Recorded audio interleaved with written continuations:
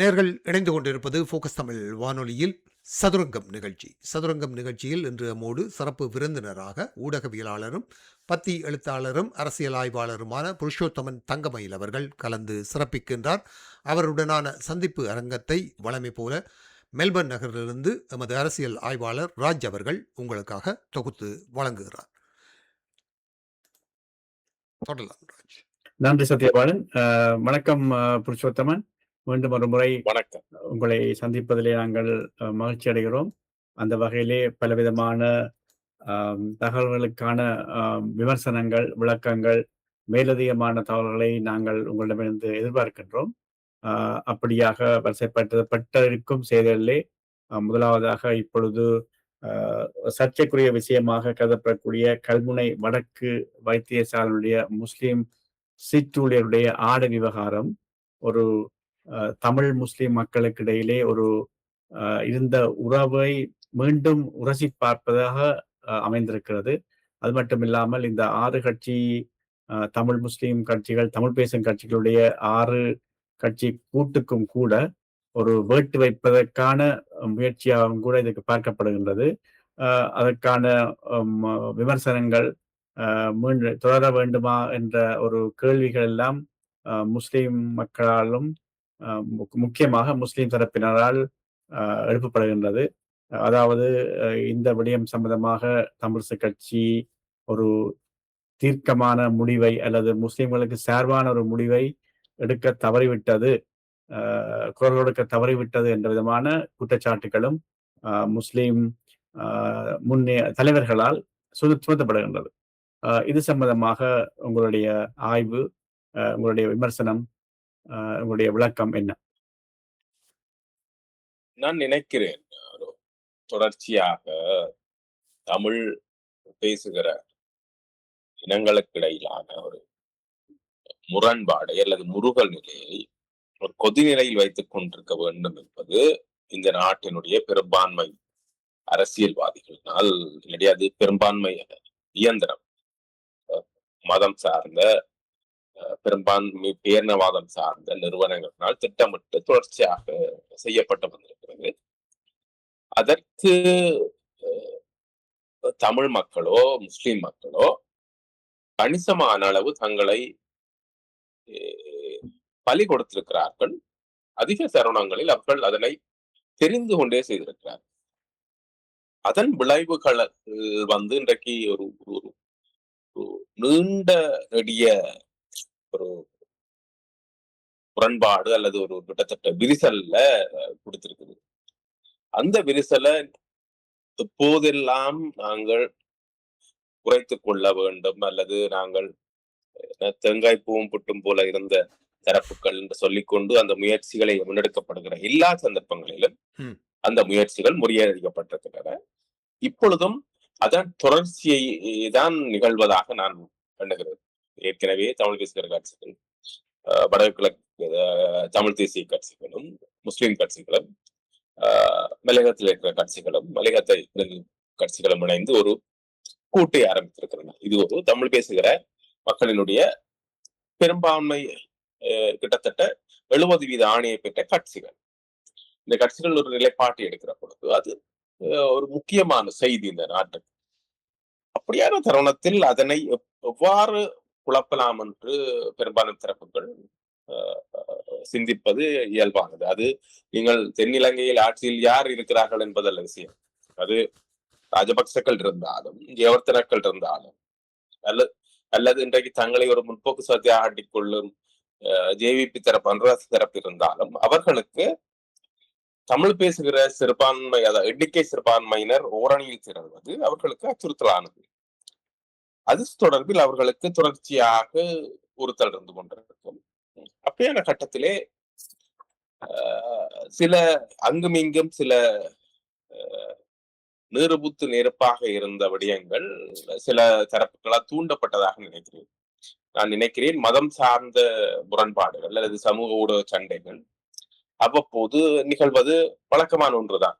ஆனால் அது தங்களுடைய எல்லை மீறி நிகழ்கிற பொழுது, தங்களுடைய காலம், சூழல், இடம், ஒரு லேவல் தெரியாமல் நிகழ்கிற பொழுது அதனுடைய விளைவுகளை சமூகம் சந்தித்திருக்கிறது. ம். அண்மையிலே சவுதி அரேபியாவிலே ஒரு ஒரு இளைஞர் மத நிந்தனைக்காக தண்டிக்கப்பட்டிருக்கிறார்.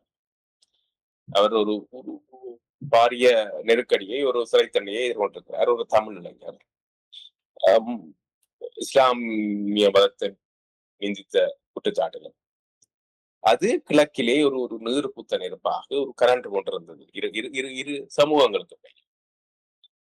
அதற்கு தூபம் இடுவது போன்றுதான் இந்த கல்முனை வைத்தியசாலை சீருடை பிரச்சனை அடுத்த கட்டத்துக்கு நகர்த்தப்பட்டிருக்கிறதாக நான் நினைக்கிறேன்.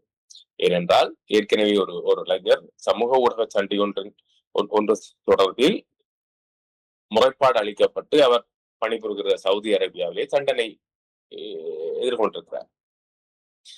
அது இங்கே இருக்கிற தமிழ் மக்கள் மத்தியிலே ஒரு ஒரு ஒரு வகையான ஆத்திரத்தை ஏற்படுத்தி இருக்கிறார். அவர் செய்தது சரி என்பது அல்ல, ஆனால் ஒரு சமூக ஊடக சண்டை அடுத்த கட்டத்துக்கு நகர்த்தப்பட்டு இப்பொழுது அந்த இளைஞனுடைய எதிர்காலமே கேள்விக்குறியாக இருக்கிறது என்கிற ஆத்திரம் ஒன்று இருக்கிறது.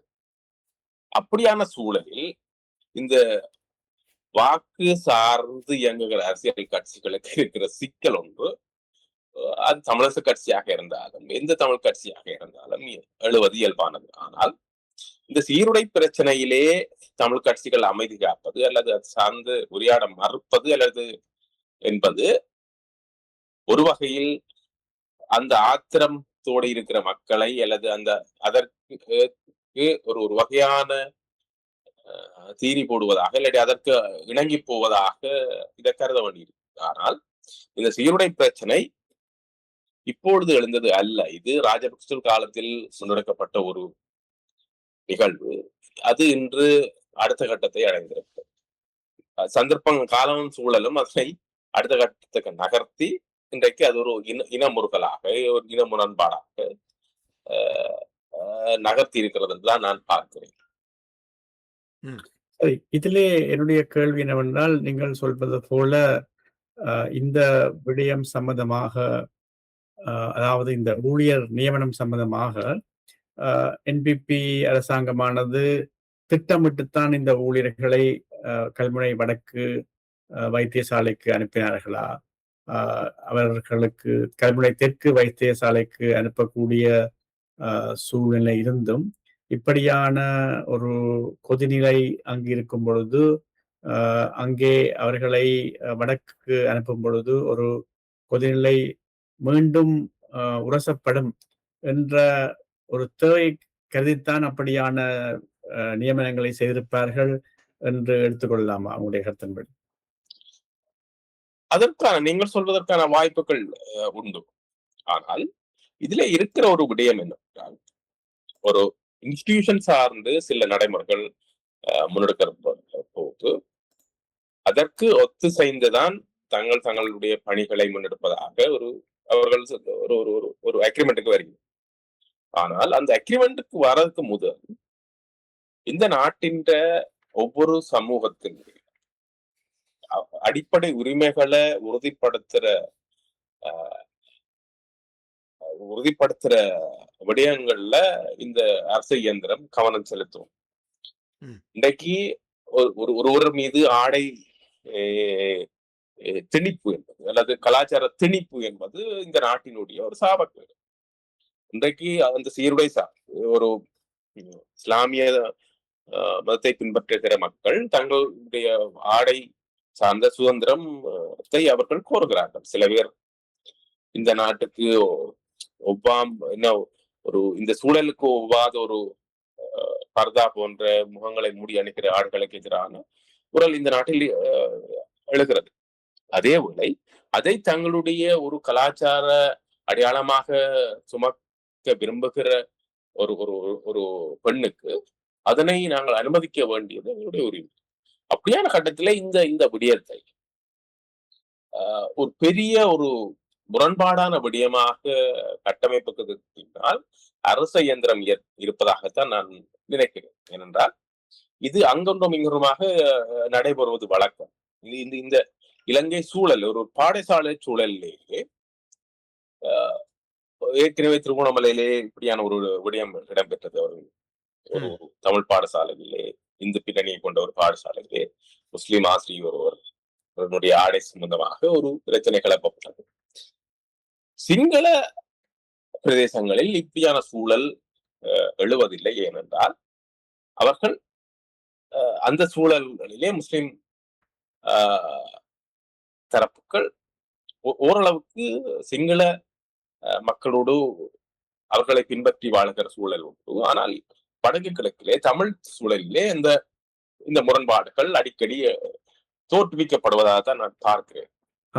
ஆனால் ஆடை சார்ந்த ஒரு சுதந்திரத்தை குறுக்கிடுவதற்கு மன்னிக்கவும். நீங்கள் கடைசியாக சொன்ன அந்த விடயம் தெளிவாக வரவில்லை. அதாவது சிங்கள பகுதியிலே என்னுடன் அது முறிவடைந்து விட்டது. நீங்கள் அதிலிருந்து தொடர்ந்தா நல்லா இருக்கும். சிங்கள பகுதிகளிலே இந்த ஆடை சார்ந்த விடயம், அதாவது இப்ப கொழும்பு போன்ற இல்லாட்டி கண்டி போன்ற ஒரு பல்லின சூழல் இருக்கிற இடங்கள்ல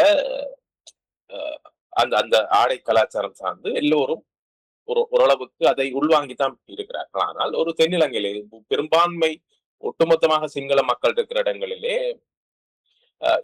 இவ்வாறான சூழல்கள் நிகழ்வதில்லை. இல்ல சிங்கள பாடசாலைகளிலோ இல்ல சிங்கள ஒட்டுமொத்தமாக சிங்கள மக்கள் இருக்கிற சூழல், வைத்தியசாலை சூழல்களிலேயோ முஸ்லிம் இந்த கலாச்சார உடைகளோடு நபர்கள் உள் செல்வதும் இல்லை, அவர்களை நியமிப்பதும் இல்லை. ஆனால் இந்த இடத்திலே ஒரு பிரச்சனையை தோற்றுவிக்க வேண்டும் என்று நினைத்து விட்டால் அதனை செய்வதற்கு தென்னிலங்கை தரப்புகள் அரசு இயந்திரம் தயங்குவதில்லை. ஆனால் இதுல இருக்கிற என்னடா முக்கியமான விஷயம், தமிழ் பேசுகிற மக்கள் தங்களுடைய கலாச்சார இல்லாட்டி மதம் சார்ந்த விடயங்கள்ல ஒரு ஒரு ஒரு ஒரு ஓப்பன் மைண்டோட இருக்கும்.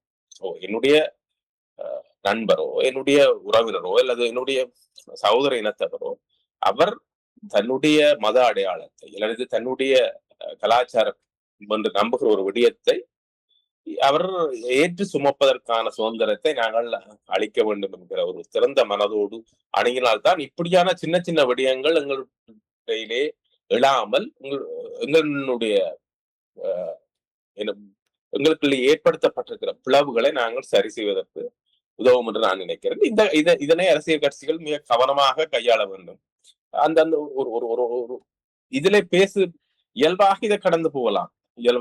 இது ஒரு தனி மனிதருடைய அடிப்படை உரிமையை நாங்கள் மதிக்கிறது இங்க எல்லாருக்குமான ஒரு ஒரு நியதிதான். அதனை செய்துவிட்டால் இந்த பிரச்சனை முடிந்துவிடும். ஆனால் இது ஏற்கனவே இருக்கிற ஒரு பிரச்சனையோடு சம்பந்தப்படுத்தி அந்த ஏற்கனவே இருக்கிற கொதிநிலைக்கு இது ஒரு இன்னும் தீமூட்டுவதாகத்தான் நான் பார்க்கிறேன்.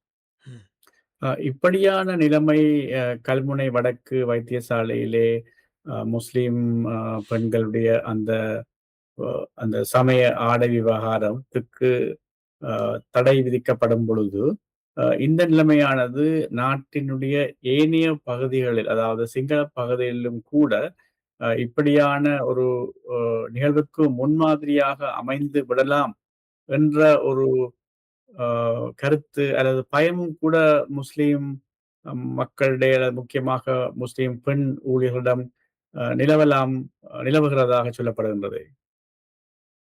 இதுல இருக்க இந்த பிரச்சனைய தீர்க்கிறதுக்கு இலகுவான வழி, கோட்டாபாய ராஜபக்ச ஆட்சி காலத்திலே கொண்டு வரப்பட்ட அந்த ஆடை குறித்த திருத்தங்களை சரி செய்துவிட்டா இதுல ஒரு இந்த பிரச்சனையும் இல்லை. முஸ்லிம் மக்கள் தங்களுடைய கலாச்சார, அதாவது அவர்கள் தங்களுடைய தலையை மறைக்கிற ஒரு கவசம் அணிகிறார்கள், அவ்வளவுதான். அதிலே என்ன பிரச்சனை இருப்பதாக எனக்கு தெரியல. அதை சட்ட ரீதியாக திருத்தம் செய்துவிட்டு நகர்ந்து விடலாம் இதை. ஆனால் இந்த ஒரு விடயத்தை ஒரு பெரிய விடயமாக அந்த பிரதேசத்திலே வைத்துக் கொள்ள வேண்டும் என்பது ஆளுந்தரப்பினுடைய மிக வேண்டிய தேவையாக இருப்பதாகத்தான் நான் கருதுகிறேன். அதே போல தமிழ் மக்களும் கூட இதை சகிப்புத்தன்மையுடன் ஏற்றுக்கொள்ளவில்லை என்று கூட குற்றச்சாட்டப்படுகிறது. அதாவது இப்படியான ஊழியர்களுடைய அந்த ஆடையை அவர்கள் கண்டும் காணாமல் விட்டிருக்கலாமோ அல்லது விட்டிருக்க வேண்டும் என்ற ஒரு கருத்தும் நிலவுகின்றது. அது பற்றி உங்களுடைய அபிப்பிராயம் என்ன? இதிலே உலகம் பூராகவும் வைத்தியத்துறையிலே இயங்குவதற்கான ஆடை கட்டுப்பாடுகள் இருக்கிறது. வைத்தியர்கள் தங்கள் பணி நேரங்களிலே சீருடை அணிய வேண்டும். வைத்தியர்கள் உட்பட அனைவரும் சீருடை அணிய வேண்டும் என்கிற ஒரு கடப்பாடு உலகம் பூராக இப்பொழுது வந்துவிட்டது. ஆனால் எல்லோரும் சீருடை அணிய வேண்டும். இதுல இருக்கிற ஒரு விடயம் இந்த தலைக்கவசம் சம்பந்தப்பட்டதுதான் விஷயம். அந்த தலைக்கவசம் அணிவதால வைத்தியத்துறையில ஏதாவது பிரச்சனை இல்லாட்டி நோயாளர்களோ இல்லாட்டி அந்த வைத்தியரையோ வைத்தியத்துறையை நாடுகிற ஒரு மனிதருக்கு ஏதாவது அசௌகரியம் ஏற்படும் என்றால் இல்லை தானே.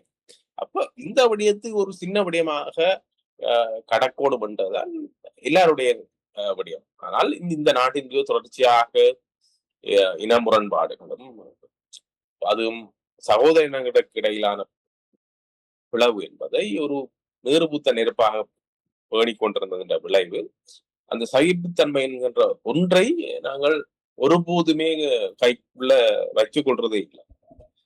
அங்க இப்படி நடந்தது, ஆக நாங்கள் இதுக்கு ஏதோ ஒரு வகையில இதை பழி வாங்கணும் என்கிற ஒரு சிந்தனை அது அதீதமாக இருக்கிற பொழுது இப்படியான விடயங்கள் பூதாகாரமாக அடுத்த கட்டத்துக்கு நகர்த்தப்படும். சரி, அடுத்தபடியாக நாங்கள் அடுத்த சர்ச்சைக்குரிய விடயமாக கருதப்படுகின்ற நீதிபதிகளுடைய வயது, அதாவது ஓய்வு பெறும் வயது எல்லை நீடிப்பது சம்பந்தமாக இப்பொழுது சட்டம் மூலம் பார்லமெண்டத்திலே சமர்ப்பிக்கப்பட்டிருக்கின்றது. இதற்கு பொது வாக்கெடுப்புக்கு இந்த சட்டம் மூலம் கொண்டு செல்லப்பட வேண்டும் என்று ஒரு சிலர் கருத்து தெரிவித்திருக்கிறார்கள் அல்லது கட்சிகள் தெரிவித்துள்ளன. அதே வகையிலே முழு நீதிபதிகளையும், அதாவது உயர் நீதிமன்றத்தில் உள்ள 12 அல்லது 13 நீதிபதிகளும் பங்கு பெற்றுள்ளதுடன் இந்த விசாரணை நடைபெற வேண்டும் என்று கூட இன்னொரு தரப்பினர் கோரிக்கை விடுத்திருக்கிறார்கள். இது சம்பந்தமாக இந்த வயது, அதாவது ஓய்வு பெறும் வயதெல்லை நீடிப்பது சம்பந்தமான இப்பொழுது அவர்களுடைய தேவைக்கான காரணம் ஒரு நியாயமான காரணமா அல்லது அது நியாயப்படுத்தக்கூடியத காரணமா இருக்கிறதா? இதிலே ஒரு முக்கியமான ஒரு நீதித்துறை சார்ந்த ஒரு கவனமாக சொற்களை கையாள வேண்டும். சட்ட ரீதியாக பிரச்சனைகளை சந்திக்க வேண்டும். ஆனால் இதுல இருக்கிற விடயம் இலங்கையினுடைய நீதித்துறையை ஆளும் அரசாங்கங்கள் மிக மோசமாக கையாண்ட வரலாறு உண்டு. அதனுடைய தொடர்ச்சியை இன்னொரு அரசாங்கமும் பிரதிபலிக்க முயல்வதாகத்தான் நான் இதை காண்றேன். அடிப்படையில் சந்திரிகா ஆட்சி காலத்திலே சரத்தன் சில்வான் என்ற ஒரு நீதிபதி வைத்துக் கொண்டு சந்திரிகா அவர்கள் நடத்திய ஒரு அதீதமான நீதித்துறையில் நிகழ்த்தப்பட்ட ஒரு அத்துமுறல்களை சந்திரிகா அரசாங்கம் செய்தது. அது போல மொஹான் பீர்சன் நினைக்கிறேன் என்கிறவரை உயர் நீதிமன்ற நீதிபதியாக நியமித்து, தலைமை நீதிபதியாக நியமித்து ராஜபக்சக்கள் ஆடிய ஆட்டத்தை நாங்கள் கண்டோம். அதன் தொடர்ச்சியை இன்னொரு அரசாங்கம் முன்னெடுக்கிறதோ என்கிற அச்சப்பாடு உருவாகி இருக்கிறது. ஏனென்றால் ஏற்கனவே நீதிமன்ற, அதாவது மேல் நீதிமன்ற, உயர் நீதிமன்ற நீதிபதிகளுக்கான 4-5-6 வெற்றிடங்கள் இருக்கிறது. இன்னும் நிரப்பப்படவில்லை. அதுக்கு கடந்த 2 வருடங்களாக அதே நிலையிலே போடப்படுகிறது. மேன்முறையீட்டு நீதிமன்றம், உயர் நீதிமன்றம் 8 வெற்றிடங்கள் உள்ளன. அந்த இடங்களிலே அவர்களை நியமிக்காமல், அதாவது நீதிமன்ற, உயர் நீதிமன்ற வழக்கு விசாரணைகளின் பொழுது நீதிபதிகளையே சலித்துக் கொள்கிற காட்சிகளை நாங்கள் காண்கிறோம். எங்களுக்கு நீதிபதிகள் முழுசாக நியமிக்கப்பட இல்லை, எல்லா கேஸும் எங்கள்கிட்ட தான் பெறுகுது, எங்களுக்கு வேலைப்பளு அதிகமாக இருக்கின்ற நீதிபதிகள் வெளிப்படையாக சட்டத்தினரிடம் வழக்கு விசாரணையின் பொழுது ஊடாடுகிற பொழுது சொல்வதை நாங்கள் கேட்கக்கூடியதாக இருக்கு. அப்படியான ஒரு சூழல்ல அந்த நீதிபதிகளை நியமிக்காமல் தலைமை நீதிபதிக்கான, நீதியரசருக்கான வயது நீடிப்பு என்பது ஒரு வகையான அரசியல் எதிர்பார்ப்புகளை அன்பு அரசாங்கம் கொண்டிருக்கிறது. அரசியல் லஞ்சம் சொல்லலாம்.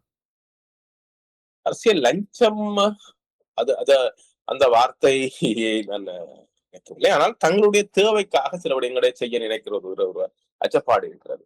இதை நான் நீதித்துறை விட்டு அடுத்த கட்டத்திலிருந்து நான் இதை பார்க்கிறேன் என்றால், இந்த அரசாங்கம் தன்னுடைய ஆட்சியை நிலைநிறுத்துவதற்கு என்ன செய்ய வேண்டும் என்பதிலே இப்பொழுது ஒரு ஒரு ஒரு முக்கிய நகர்வம் முன்னெடுத்திருக்கு. அதாவது தனக்கு எதிராக தென்னிலங்கையிலிருந்து யார் எழுந்து வருவார்கள் என்பதில் அவர்கள் தெளிவாக இருக்கிறார்.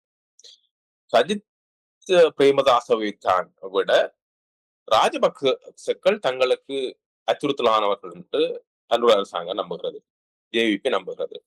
ஏனென்றால் ராஜபக்சக்களினால் இலகுவாக மீண்டும் தென்னிலங்கையை தங்களினுடைய கைகளுக்குள்ளே ராஜபக்சக்கள் எடுத்துக்கொள்வார்கள். அதற்கான ஆளுமையும் அதற்கான அந்த அந்த இனவாத சிந்தனையும் அவர்களிடம் இருக்கிறது என்று இந்த அரசாங்கம் நம்புகிறது. அதனை இல்லாமல் செய்து அவர்களை அடக்குவதற்கு ஒரு தங்களுடைய ஒரு தற்துணிவுள்ள நபர்கள் அல்லது அந்த முடிவுகளை எடுக்கக்கூடிய துணிவுள்ள நபர்கள் தங்களுக்கு தேவையாக இருப்பதாக அரசாங்கம் கருதுகிறது. அது நிதி நிர்வாக எல்லா துறைகளிலும் அது அதற்கான அழுத்தங்கள் தொடர்ச்சியாக உண்டு. கடந்த கால முறைகேட்டு விசாரணைகளை சார்ந்து தொடர்ச்சியாக கோப்புகளை கோருகிற அப்படியான விடயங்களை கண்டுபிடிக்க சொல்லுகிற அழுத்தம் தொடர்ச்சியாக இந்த அரச கட்டமைப்பிலே உண்டு. தொடர்ச்சியாக பதவி விலகல் சம்பவங்கள் நடப்பதும் அந்த பிரஷரால நிறைய நடக்குது. அப்படியான சூழல்ல இதுல வெளிப்படையா பேசணும் என்றால் அவர்களுக்கு என்ன தேவை என்றால் சில விடயங்கள் வச்சிருக்காங்க. முதலாவது உயிர்த்த ஞாயிறு குண்டு தாக்குதல் ராஜபக்சர்களோடு சம்பந்தப்பட்டது. ஆக அது அதை நோக்கி நடத்தப்படுகிறது. ஏற்கனவே ராஜபக்சர்கள் செய்த கொலைகள் தாஜுடி என்று சொல்லப்படுகிற தஜுதீன் கொலை வழக்கு கொண்டு இருக்கிறது. நினைக்கிறேன் யோசித்த ராஜபக்ச சம்பந்தப்பட்டது. அடுத்தது இப்படியான விடயங்களை நோக்கி அது அந்த விசாரணைகள் நகர்கிறது. அந்த விசாரணைகள் ஒரு கட்டத்திலே தடைப்படும் இருந்தால் அது தங்களுக்கு அச்சுறுத்தலாக மாறும் என்று இந்த அரசாங்கம் கருதுகிறது. ஆக இந்த விசாரணைகளை முடித்து அந்த இப்படி ஒன்று இருக்கிறது. நீதி என்பது ஒன்று, குற்றமளித்தவர் தண்டிக்கப்பட வேண்டும் என்பது நீதி. ஆனால் முன்மொழியோடு ஒரு நீதியை நாங்கள் பெறணும் என்று வரைக்குள்ள வார சிக்கல்கள் இருக்கு, நடைமுறை சிக்கல்கள் இருக்குது. அனுர அரசாங்கம் நீதியை பெற்றுக் கொடுப்பதில் யாருக்கும் பிரச்சனை இல்லை. ஆனால் தான் ஒரு கோலை செட் பண்ணிட்டு அதுக்காக எல்லாத்தையும் செட் பண்ண ஒரு விடயத்தை தாங்களே செட் பண்ணி கொண்டு ஆக்கள் அதுக்கேற்ற மாதிரி பிக்ஸ் பண்ற விடயத்தை அனுர அரசாங்கம் செய்து கொண்டிருக்குது என்றதுதான் இங்கே பிரச்சனை. ஆனா இதுல வெளிப்படையா பேச முடியாத சில விடயங்கள் உண்டு. அவர்கள் சில விடயங்களிலே தத்துணிவோட இருக்கிறார்கள். உயிர்த்த ஞாயிறு தாக்குதலிலே சம்பந்தப்பட்டவர்களை தண்டிப்பது அவர்களுக்கு அரசியல் லாபம் உண்டு, ஆதாயம் உண்டு. அதை செய்வதற்கு சிலவேளை இந்த இடத்துல சஜித் ஜனாதிபதியாக இருந்தால் அதை செய்திருப்பாராண்டா இல்லை, அதற்கான துணிவு அவர்கிட்ட இல்லை. ஆனால் அனுர அரசாங்கம் அந்த அந்த அந்த படிநிலையை கடந்து தான் என்று இன்றைக்கு இந்த விஷயத்தை செய்யுது. இன்றைக்கு அவர்கள் இந்த திருத்த சட்டத்தை 22வது திருத்த சட்டத்தை அவர் நிறைவேற்றுவார்கள் என்றால் அவர் கட்டாயம் நிறைவேற்றுவார். அவர்கள் கிட்டத்தட்ட ஒரு ஒரு அழுத்தமான மனநிலையோட இருக்கிறார். ஒரு ஜனாதிபதி ஒரு முக்கிய நபரிடம் எடுத்து போன் பண்ணி இதிலே நீங்கள் ஏன் தலையிடுகிறீர்கள், நான் நீதியை பெற்றுக் கொடுக்கிறதுக்கு இவ்வளவு முயற்சி செய்துகிற பொழுது, என்னுடைய உயிரை கூட துச்சமாக மதித்து இந்த விடயத்தை செய்கிற பொழுது நீங்களே அதற்கு முட்டுக்கட்டையாக இருக்கிறீர்கள், உங்களுக்கு நீதி வேண்டாமா என்று கேட்கிற அளவுக்கு அவர் அவ்வளவு பிரஸ்ட்ரேஷனோட இந்த விஷயத்தை அவர் அணுகிறார். இல்ல நான் இதை செய்து முடிப்பேன். அவர் ஏற்கனவே நினைக்கிறேன் சட்டத்திறனிகள் சங்கத்தினோட சந்திப்பின் போது சொல்லுகிறேன், நான் உயிர் அச்சுறுத்தலோட தான் இந்த விஷயத்தை நான் செய்கிறேன், ஆனால் நான் இதை செய்வேன், இதை செய்து முடிப்பேன் எனக்கு. ஆனால் இதுல இருக்க விஷயம் என்னென்றால் ஒருவருக்காக வழங்கப்படுகிற பதவி நீடிப்பு என்பது இந்த காலங்களிலே இல்லாட்டி இப்பொழுது அந்த பதவிக்காக காத்திருக்கிற அடுத்த படிநிலையில இருக்கிறவர்களுக்கு எதிராக நிகழ்த்தப்படுகிற ஒரு அடிப்படை உரிமை மீறலாக இதை கருத வேண்டி இருக்கிறது. இது ஒரு தொடர்ச்சியாக கடந்த காலங்களிலே மேல் நீதிமன்ற நீதிபதிகள் 62 வயதிலே ஓய்வு பெற்று செல்லுகிற பொழுது இப்பொழுது அது 65ஆக உயர்த்தப்படுகிறது. உயர் நீதிமன்றத்திலிருந்து 65லிருந்து 67ஆக உயர்த்தப்படும் பொழுது ஒரு 64 வயசுல இருக்கிறவர் அடுத்ததாக தனக்கு இந்த பதவியை கிடைக்கலாம் என்று அவருக்கான ஒரு நியாயமான எதிர்பார்ப்போட இருக்கின்ற பொழுது அது ஒத்திவைக்கப்படும். இயல்பாக அது ஒத்திவைக்கப்படுகிறது. இல்லாட்டி அவருக்கு அது அந்த வாய்ப்பு கிடைக்காமல் போகும். இப்படியான சில அடிப்படை பிரச்சனைகள் இருக்கிறது. இது இரண்டு பக்கமும் ஒரு முரண்பாடான அல்லது சரிகளும் உண்டு, பிழைகளும் உண்டு. அரசியல் ரீதியான முடிவுகள்ல தத்துணிவு வேணும் உண்டா வேணும். ஆனால் அது மற்றவர்களுடைய உரிமையை பறிக்காத அளவுக்கு இந்த அரசாங்கம் நடந்து கொள்ள வேண்டும். இதிலே வெளியே பேச முடியாத, இல்லாட்டி ஒரு ஊடகத்திலே வெளிப்படையாக பேச முடியாத ஒரு நிறைந்த இடர்கூடுகள் இதுகளே உண்டு. அது இங்க எல்லாருக்குமே தெரியும். ஏனென்றால் ஒன்று நீதித்துறை சார்ந்த விடயம், அடுத்தது அரசியல் சார்ந்த, இது இங்க எல்லாருக்கும் அந்த விடயம் தெரியும். சரி, இந்த விடயங்களை தாண்டி நாங்கள் ஒதுக்கிவிட்டு இன்னொரு விடயத்தை பேசுவோம். ஊர்த்தஞ்சாரி தாக்குதல் சார்ந்து சம்பந்தப்பட்டவர்களை தண்டிக்க வேண்டுமாக இருந்தால் என்று சொல்வதால் நாங்கள் தண்டித்தே ஆக வேண்டும். அவர்களை தண்டிப்பதற்கான தற்துணிவை இந்த அரசாங்கம் எடுத்துக்கொண்டிருக்கிறதா என்றால் எடுத்துக்கொண்டிருக்கிறது. அந்த நபர்கள் அதற்காக அச்சப்படுகிறார்களா என்றால் அந்த விடயங்களோடு சம்பந்தப்பட்ட நபர்கள், அந்த சூழல், அதற்காக இயங்கிய தரப்புகள் அச்சப்படுகிறார் என்றால் மிகுந்த அச்சத்தோடு இருக்கிறார். அந்த இடத்தை நீங்கள் கணிக்கும் பொழுது அதற்கான தற்துணிவை மிக ஒரு எல்லை மீறு என்று அவர் வெளிப்படுத்துகிறார் என்றுதான் நான் பார்க்கிறேன். ஒரு உரையாடலில் ஒரு முக்கிய தமிழ் அரசியல்வாதியிடம் அன்வரா அதைத்தான் சொன்னார். நான் இதை செய்து கொண்டிருக்கிறேன், என்னை சுற்றி என்னை படிநிலைகள் எல்லாமே அந்த அந்த சம்பந்தப்பட்ட தரப்புகளோடு இயங்கிய நபர்கள். ஆனால் அவர்களும் என்னை சூழ இருக்கின்ற பொழுதுதான் நான் இந்த விடயங்களை முன்னெடுக்கிறேன் என்று நான் நினைக்கிறேன். 2 வருடங்களுக்குள் அல்லது 2 வருடங்களுக்கு முக்கியமான தென்னிலங்கையின் ஒரு சில தலைவர்கள், அவர்களுடைய சம்பந்தப்பட்ட நபர்கள்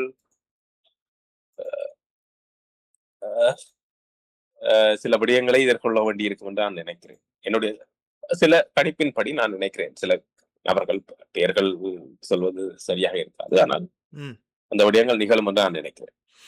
இதோட தொடர்பட்ட கேள்வியாக, இலங்கை தமிழரசு கட்சியானது இந்த 22வது திருத்த சட்டம் சம்பந்தமாக ஒரு தீர்க்கமான முடிவொன்றை எடுத்திருப்பதாக சொல்லப்படுகின்றது. சில தினங்களுக்கு முன்னர் நடந்த அந்த ஜூம் வழியிலான அந்த சந்திப்பிலே, அதாவது சர்வஜன வாக்கெடுப்புக்கு இந்த முடிவானது கொண்டு செல்லப்பட வேண்டும் என்று. ஆனால் இதற்கு முரணாக ஸ்ரீதரன் அவர்கள் கருத்து தெரிவிக்கும் பொழுது, நீதிமன்றத்தின் முடிவை எதிர்பார்த்து காத்து கொண்டிருக்கின்றோம், நாங்கள் அவசரப்பட வேண்டிய அவசியம் இல்லை என்றவான முடிவை தமிழரசு கட்சியானது எடுத்திருப்பதாக சொல்லியிருக்கின்றார். இப்படியான ஒரு முரண்பாடான ஒரு தகவலை ஸ்ரீதரன் அவர்கள் சொல்ல வேண்டிய தேவை என்ன என்று கேட்டால் நீங்கள் என்ன சொல்லுவீர்கள்? இது ஸ்ரீதரனுடைய தனிப்பட்ட பிரச்சனையாக நான் பார்க்கிறேன். என்றால் ஸ்ரீதரன் தொடர்ச்சியாக இந்த அரசாங்கத்தினுடைய நிகழ்ச்சி நிரலை ஆதரித்து வந்து வருகிற ஒருவர். அவர் அரசியலமைப்பு குழுவிலே இருந்து கொண்டு அரசாங்கத்தினுடைய அனைத்து திட்டங்களையும், அனைத்து நியமனங்களையும், இராணுவ அதிகாரிகள் உட்பட ஆயுத பின்புலம் கொண்ட நபர்களை நிர்வாகத்துறைக்கு நியமிக்கிற எல்லா விடயங்களிலும் அவர் இந்த அரசாங்கத்தை ஆதரித்து கொண்டிருக்கிறார். அதன் பேரில் தான் அவர் இப்பொழுது பாராளுமன்ற குழு தலைவர் பதவியையும் இழந்திருக்கிறார். அப்படியான சூழலிலே அவர், அதோடு அவருக்கும் தமிழரசு கட்சிக்கும் இடையிலே ஒரு திரும்ப சேர்க்க முடியாத ஒரு பிளவு. அப்படியான சூழலில் அவர் தனியாவர்த்தனம் வாசிப்பது என்பதும், அவர் அரசாங்கத்தினுடைய நிகழ்ச்சி நிரலில் இணங்கி போவது என்பது ஒரு வழக்கமான ஒன்று. அதன் போக்கில் தான் நான் அவருடைய அந்த அறிவித்தலை பார்க்கிறேன். ஆனால் தமிழரசு கட்சி தெளிவாக அறிவித்திருக்கிறது, இந்த 22வது திருத்த சட்டம் சார்ந்து ஒரு பொதுஜன வாக்கெடுப்பு நடத்தப்பட வேண்டும் என்று. அது ஒரு ஜனநாயக ரீதியாக முன்னெடுக்கப்பட வேண்டிய நடவடிக்கை என்று நான் நினைக்கிறேன். அதனை தமிழரசு கட்சி இந்த விடயத்திலே செய்திருக்கிறார். வழக்கமாக கடந்த காலங்களில் ஜனநாயகத்துக்கு அச்சுறுத்தலான விடயங்கள் என்று கருதப்படுகிற எல்லா தருணங்களிலும் தமிழரசு கட்சி அந்த விடயங்களுக்காக நின்றிருக்கிறது. குறிப்பாக ரணில் விக்ரமசிங்கவை பதவி நீக்கியதாக மைத்ரிபால சிறிசேனா முன்னெடுத்த ஒரு நடவடிக்கை எதிராக தமிழரசு கட்சி நீதிமன்றத்திலே வழக்கு நடத்தி வென்றிருக்கிறது. அதுபோன்று கடந்த காலங்களிலே கொழும்பிலிருந்து தமிழிளைஞர்களை பலவந்தமாக வடக்குக்கு அழைத்து சென்ற ராஜபக்ச காலத்தில் அழைத்து சென்ற போது அதற்கு எதிராக வழக்காடி வென்றிருக்கிறது. ஆனா எல்லா தருணங்களிலும் ஜனநாயக ரீதியாக தமிழரசு கட்சி விடயங்களை கையாண்டிருக்கிறது. அதன் போக்கு இப்பொழுதும் நீதித்துறை சார்ந்த விடயத்தில் 24வது சட்டம் உங்களிடம் 3/2 பெரும்பான்மை இருப்பது என்பதற்காக நீங்கள் மக்களிடம் இந்த ஆணையை நீங்கள் கோரவில்லை. அப்படியான இடத்தில் நீங்கள் மக்களிடம் இந்த ஆணையை நீங்கள் செய்ய போவதாக முடிவெடுத்த பின் நீங்கள் மக்களிடம் ஆணையை கோரி நீங்கள் நிறைவேற்றிவிட்டால் சரியாக இருக்கும். இல்லை என்றால் அதை கைவிடுங்கள் என்பதுதான் தமிழரசு கட்சியின் நிலைப்பாடாக நான் பார்க்கிறேன். அது சரியான முடிவாக இருந்தாலும் கூட, ஆனா இந்த ஸ்ரீதரன் அவர்கள் இப்படியான ஒரு முரண்பட்ட தகவல்களை தெரிவிப்பதன் மூலம் மீண்டும் அந்த அவருக்கு எதிரான அந்த ஒழுக்காற்று நடவடிக்கை ஏற்கனவே அந்த ஒழுக்காற்று நடவடிக்கை என்ற பேரிலே இல்லாவிட்டாலும் கூட அந்த விளக்கம் கோரும் நடவடிக்கை ஏற்கனவே அந்த குழு அமைக்கப்பட்டு அது தொடங்கப்படவில்லை. இதற்கு மேலும் வலு சேர்ப்பதாக இந்த இவருடைய கருத்து அமையும் என்று அவருக்கு தோன்றவில்லையா? அதை தோன்றினாலும் கூட அவரை உதாசீனம் செய்துதான் இப்படியான கருத்தை தெரிவித்திருக்கின்றார். அவருடைய அரசியல் இலக்கு தெளிவானது. அவர் ஒரு தன்னை பற்றி ஒரு பிம்பத்தை கட்டமைக்கிறார். அதாவது தமிழரசு கட்சியினால் தொடர்ச்சியாக தான் வஞ்சிக்கப்படுகிறேன் என்பதை அவர் தொடர்ச்சியாக ஊடக சூழலிலே போன நினைக்கிறார். அதற்காக அவர் எந்த நிலைக்கும் செல்லவும் தயாராக இருக்கிறார். அவர் முரண்பாடான அல்லது எல்லா விதமான நடவடிக்கைகளிலும் அவர் ஈடுபடுகிறார்.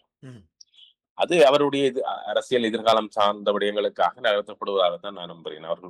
அவர் தன்னை முன்னிறுத்தி கொண்டு அடுத்த தேர்தல்களில் இந்த நிலை இன்னும் மோசமாக மாறும். அதன் பொழுது அவர் தன்னை சுற்றி ஒரு அணியை கட்டமைக்க நினைப்பதாக நான் நம்புகிறேன். அதற்கான விடயங்களை அவர் கடந்த பொது தேர்தல் காலத்திலும் முன்னெடுத்தார்.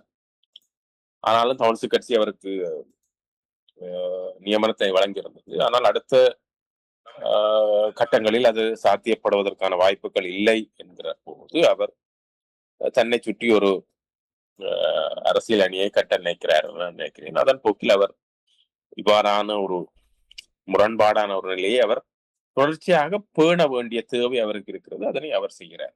அது அவருடைய தனிப்பட்ட அரசியல் இலக்குகள் சார்ந்தது.